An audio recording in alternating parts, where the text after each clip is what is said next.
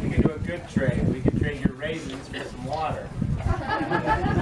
They have raisins and avocados. We have water. So, but anyways, so what we're going to do is we're going to have a couple breakouts here. We're going to have one up with one of our speakers, Jim Sherman. You know, he's going to be doing a presentation on audio and how to collect audio data in the field. A lot of people call us, text us, message us, email us about, hey, I'm hearing sounds on my property. A typical thing that we like to do is give them advice on, hey, this is what you can buy. Like I called Jim. Jim, what kind of tape recorder digital recorder do you recommend? He sent me a couple recommendations. You know what? He has a lot of experience doing it, so I did did what he suggested. So Jim is very knowledgeable in this.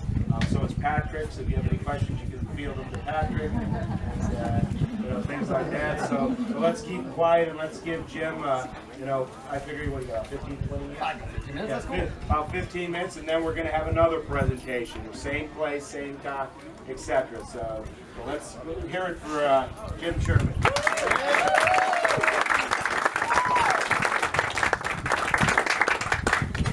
Pass this around. This is fun. This is a parabolic mic. What's the greatest thing about this thing is it cost me $15 on eBay, and I'm like, you gotta be kidding me! And whenever a package comes to my front door, I have to get to it first, and then like, what was there? Nothing, because I know, but it's like it's better than like a meth addiction, I guess. But the thing is, that thing was cheap, and so I knew I wasn't going to have to necessarily worry if it didn't work, but I was incredibly surprised at how well it did work. And all it does is it just you point it at something, you pull a trigger, and it just amplifies whatever you're pointing at. And what's neat about it is you can use it in the field. You sit down, you get yourself out there in the middle of nowhere. If you're in the field, it's great because you can sit and do this. If you're in the woods, it still works great. The only problem is things like a mouse sounds like a rhinoceros. Because you're like, there's a rhino coming. But it's great because you can hear things, and if you think there's something over there, you hit it with the parabolic, and it's passive. It's not shooting anything out there or anything like that. There's nothing's going to know that you're doing it, unless something comes from behind you because you can't hear that. But it's really a cool toy that actually becomes like a tool, and it's a fun thing to have out in the field, and it's incredibly inexpensive. The other thing that I highly recommend is breaking things.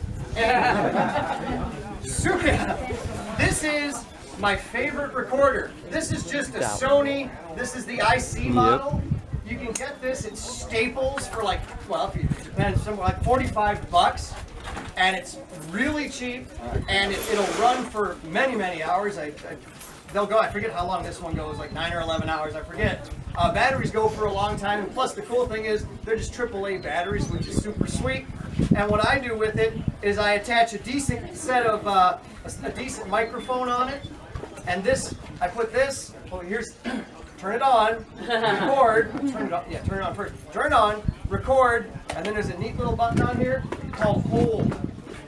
Do that, because if you don't, it's going to turn off in your backpack. I throw this in my backpack, I hook this out, and I'll sit like this, and you know, when this thing turns off, you're guaranteed to have activity.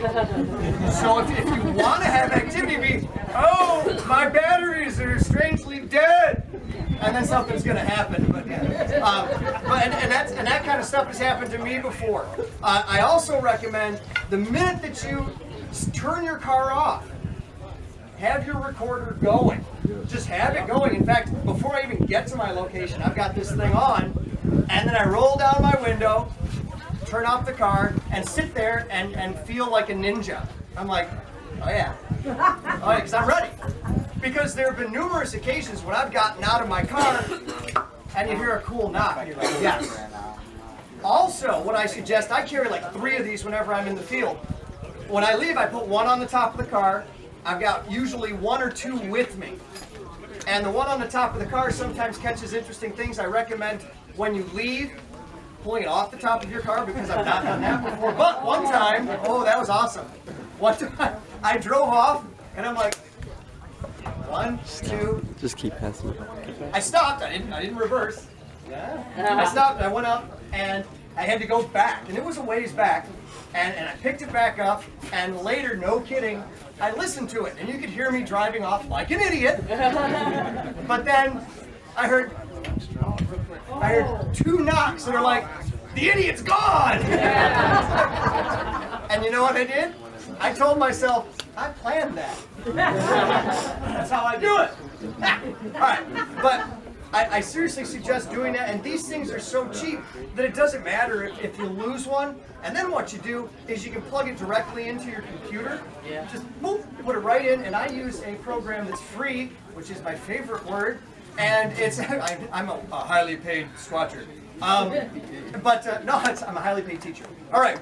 So, that got the laugh too. Sorry about that. The thing is, I use a free site called Audacity, and it's beautiful. And once you get used to it, you can do all sorts of fun things. Now, I don't manipulate the sounds a lot. I cut it mostly, and I'll amp things. But I don't like to play around with getting rid of the crickets and stuff like that, just because I think it takes away from some of the authenticity. But I honestly suggest having numerous recorders like this. Also, if you want to, this thing's kind of fun. My good friend Caroline gave me this, and this is just a percussion block. But the neat thing about it is you can stick it in your backpack, and then you just do, and it's relatively loud. And you don't have to go crazy with it or anything like that. And it carries. In fact, this just produced like 3 BFRO reports just moments ago. Just came in. It's in here. The thing that I like, that's a tick. No, it's a... Not a fan. All right. So, here's the thing. It's probably going, oh, really? Everybody. I love to walk in the field carrying this. This one just happens to be an ash handle that I've had for a long time. The reason I like this is because you can hit trees with it if you want to. You can dissuade bears, which I don't want to. You push poison ivy out of the way into your friends. Anything you want to do. If I'm there with Ron and a bear comes, this is taking out Ron's knee. No, it won't. The force is strong with this one. But the other funny thing about this is it makes me feel a little bit more manly walking through the woods having something like this, because this is all I got. I carry 17 knives, I'm not going to lie. It's like, oh yeah? But, if I ever fall, I'm in such trouble. But this thing is, I feel a little bit stronger in the woods. But you can tree knock with this, and I've had reactions, I've had responses to tree knocks, and it's kind of a cool thing. And so you never know what's going to happen, and it's just kind of fun to do. Other things that you can do, if you're interested, is you can call blast vocals. And what's neat about that, and hopefully this stayed up, I can put this in the middle of the field, and I've done that before. And sometimes what I'll do is I will take vocals from an area. Like if I'm in Isabella County, I can get vocals from Isabella. If I'm in Mecosta, I can get local things from Mecosta, because I get vocals from all over the place. And sometimes you can actually get a response if you play something. And sometimes it's a response from something out in the woods. Sometimes it's a response from the people that you're standing with, which is equally fun. Particularly if you show this one. In Wisconsin, I was out with a group of about 25 people, and I started with this one at middle of the night. Middle of the night. Hope it'll play. This is not mine. This is a Sierra Sounds.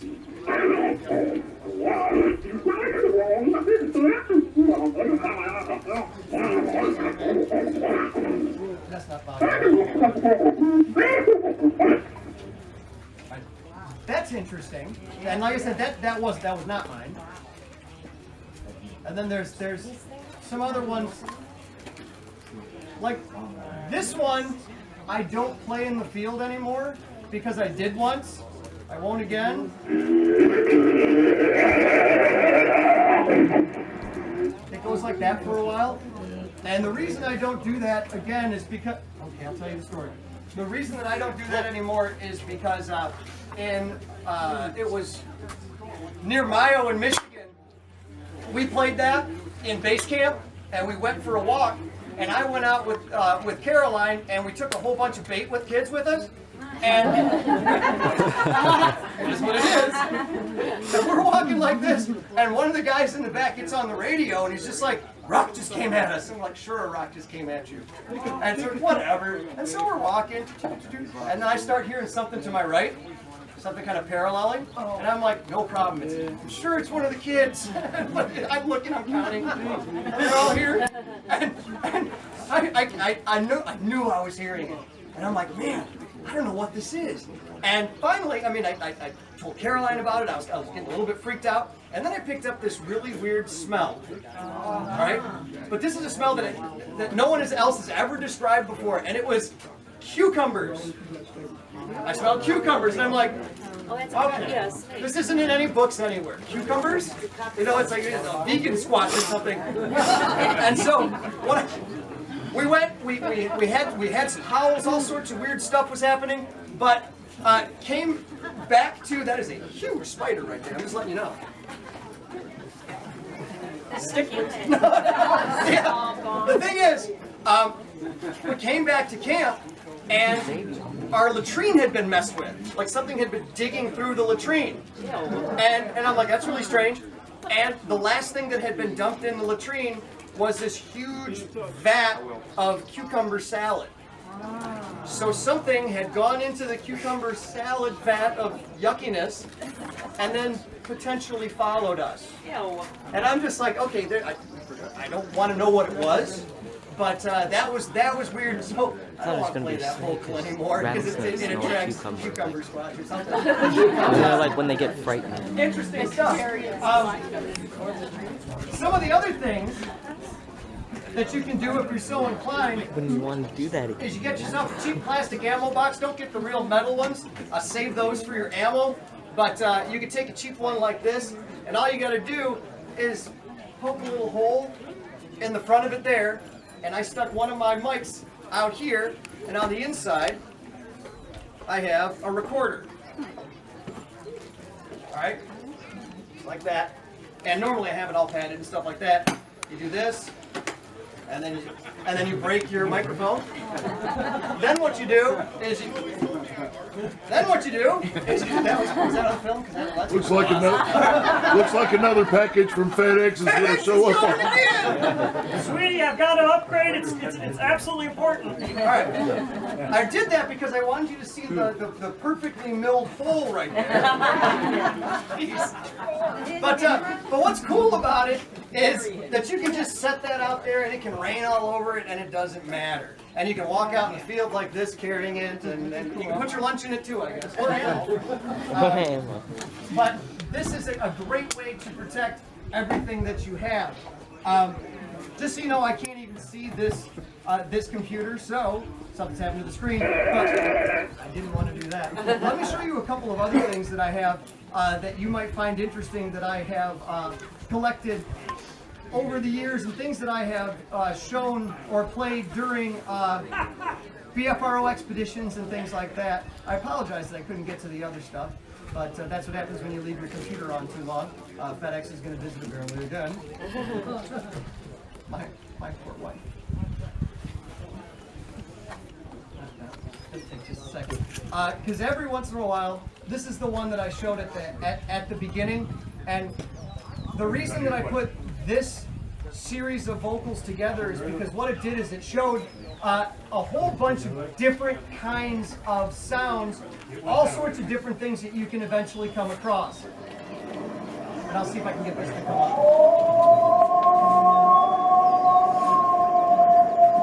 That's very similar to the Ohio howl, and I'll tell you something funny about that one. I played that one. I was quite literally camping next to you may know a guy named Matt Moneymaker, and we were camped together, and I showed him that, and he called me an interesting word, and I'm like, oh, thank you.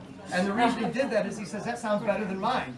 And I'm just like, yes, it does. And you're welcome. But what was cool about it was when I offered to take a show, you know, I'll take over if you want. He said no. But, try, that'd be cool. But, so, it'll take just a second. There we are. Cool. All right. This will be a little bit better for us. I apologize for the wait.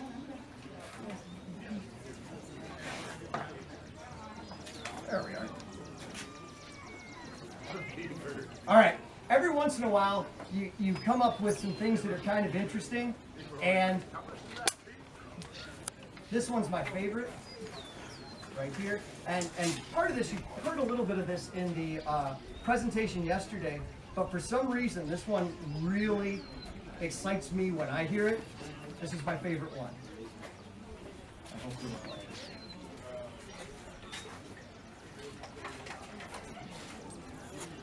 There we go.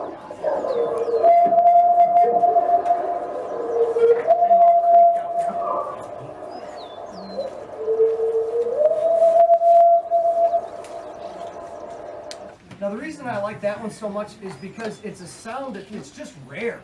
And I've had people tell me that it's a loon, I've had people tell me that it's all sorts of things, but anytime I get a vocal, I like to send it to well, quite literally the people that are linguists and people who are, I have an Air Force former crypto linguist person. I don't even know if that's his title, I just made it up for him. But and people that know what the heck they're talking about, and it's just kind of cool to have them look at it, put it on a spectrogram, and say, you know what, here's where a coyote is, and here's where that is. Here's where that is, and this is where people are. And it's just kind of a cool thing. And then it reminds me, yeah, there is a reason that I'm out there doing the silly stuff that I'm doing, because every once in a while you do get something that's kind of neat. And other things that are hard to get a hold of are any times that you can come up with knocks. And this should have a good knock.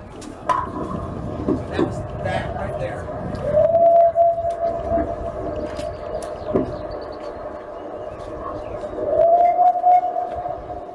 Now what I did do with that one is I eliminated some of the talking in the middle, because there was me talking, being angry that I didn't have my recorder on. And I was mad at myself for being mad at myself and talking over a vocal. And then that kind of stuff happens. But every once in a while you get just like this one's just a little one.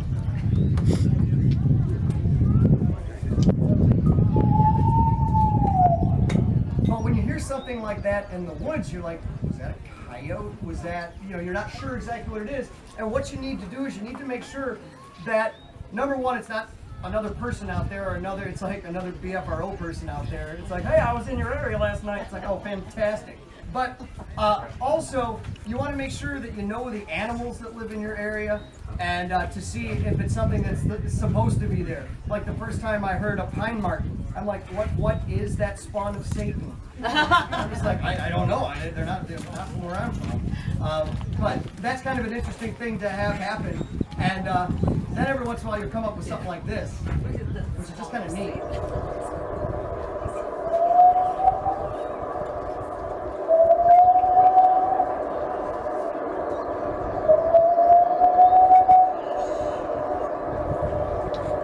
And in one spot in right around central Michigan, we get a lot of it's either a long kind of a howl, or it's three short ones.